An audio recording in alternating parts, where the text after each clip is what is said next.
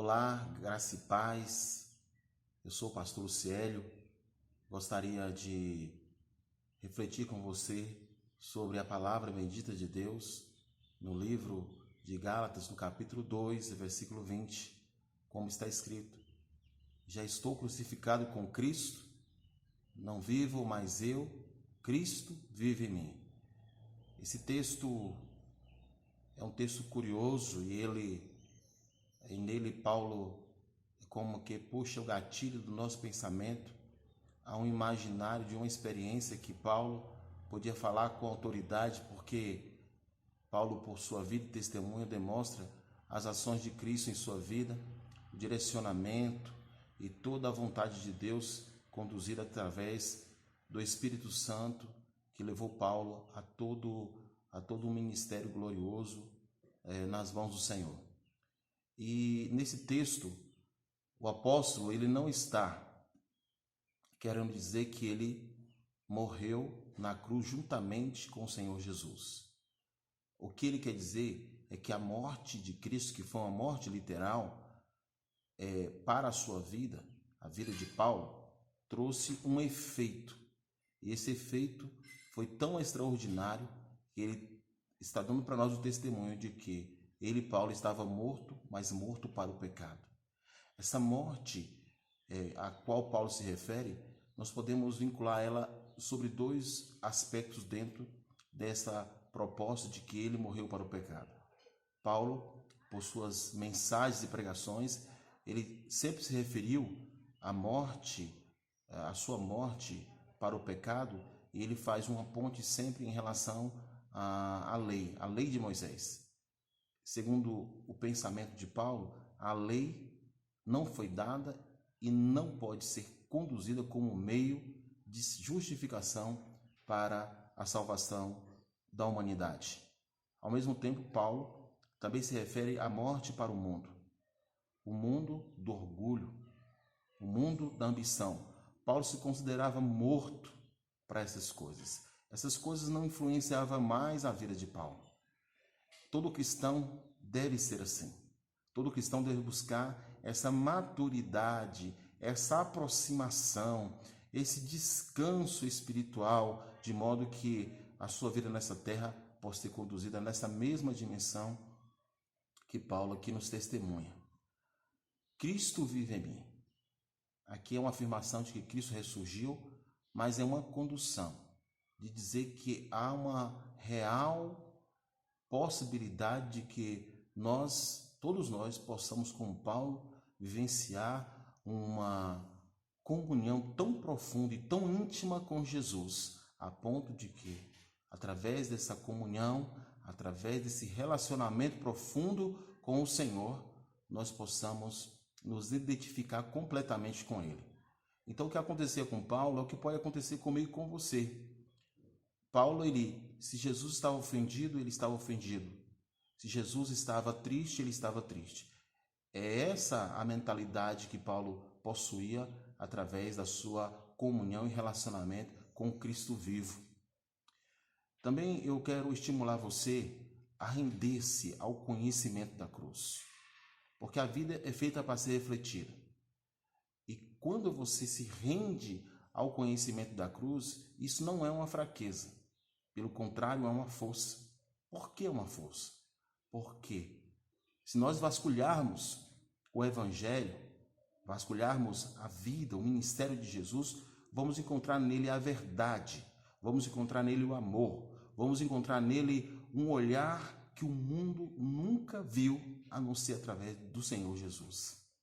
O olhar do interesse pelo próximo, coletivamente falando, a ponto de doar-se, a ponto de prover-se, a ponto de ser o único nome dado entre os homens pelo qual importa que alguém seja salvo. Somente o nome de Jesus pode salvar o homem dos seus pecados.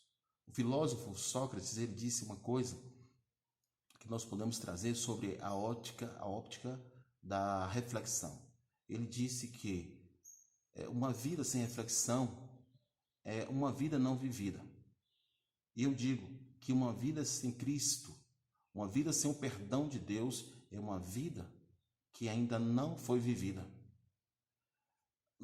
Todos nós cristãos, gostamos muito dessa frase, Cristo vive em mim. Mas eu preciso ser sincero com você. Eu preciso entender isso com você. Para eu poder dizer tal frase, eu preciso responder algumas perguntas. Eu sou justo? Eu amo? Eu perdoo? O pecado não domina as minhas ações? Se eu puder dizer sim a isso, Cristo, o Todo-Poderoso, vive em mim.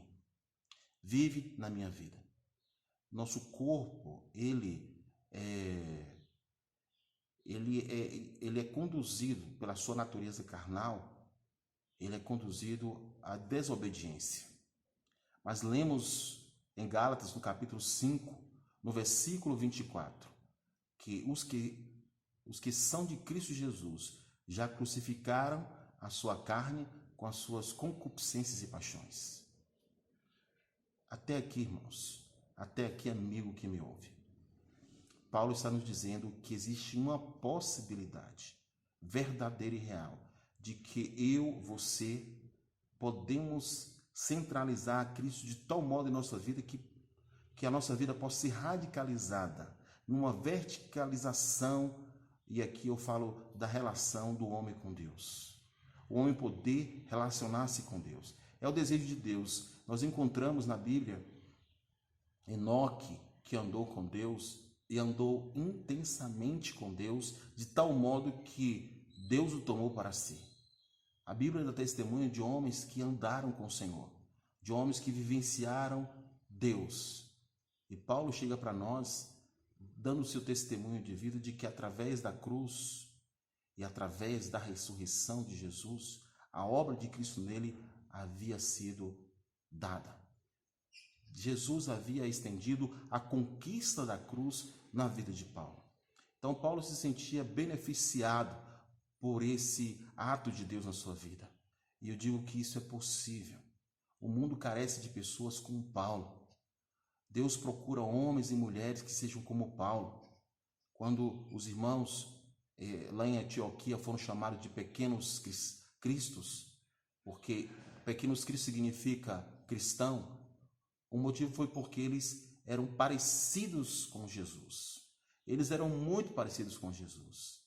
Toda essa atmosfera que cerca o nosso contexto existencial, eu entendo que Deus está nos dando uma oportunidade de repensarmos, refletirmos nossa vida, arrependermos daqueles pecados costumeiros e tornar nossa vida um louvor a Deus, a ponto de podermos dizer, não com palavras que venham servir de palavras de afirmações, até mesmo de orgulho pessoal, mas palavras de uma verdadeira relação do homem com Deus.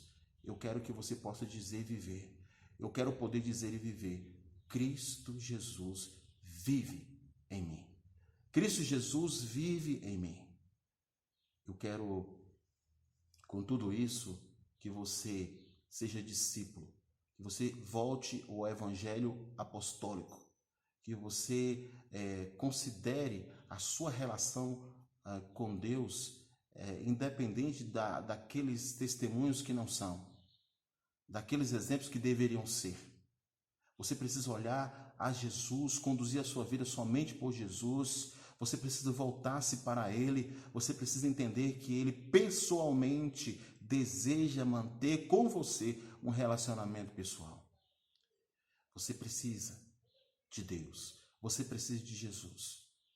Nós precisamos de Jesus. E como é bom poder orar. Como é bom poder cantar louvores ao Senhor. Como é bom poder ter uma vida de obediência. E tudo isso trará um resultado positivo para nós mesmos. Tudo isso nos levará a um lugar onde ninguém deveria ficar de fora, que é o lugar de colocar Cristo no centro da nossa vida. Jesus está vivo. Jesus continua no controle de todas as coisas. Jesus quer conduzir você e a mim. Nós lemos na Bíblia Jesus falando, Jesus direcionando, Jesus orientando, Jesus estabelecendo propósitos, e o plano de Deus é esse. Deus, quando deu seu filho, ele tinha um plano para mim e para você. E o plano de Deus é que você, desde que esse Cristo ressurreto dos mortos, que pagou o preço da cruz, ele pessoalmente venha estar na relação sua com a eternidade. Na sua vida, que a sua vida seja um canal para a eternidade. A comunidade, o mundo precisa do nosso testemunho. O mundo precisa ver Cristo em nós. O mundo precisa entender que Deus continua vivo e é um ser totalmente pessoal. Se nós canalizarmos nossa vida e centralizarmos nossa vida na direção do Evangelho, na direção de Jesus Cristo, o Filho de Deus, nós vamos contemplar em nós uma grande operação, uma grande manifestação de Deus em nossa vida que vai nos preencher, que vai nos possuir de uma vida celestial, a qual nós iremos usar como testemunhos do poder de Deus.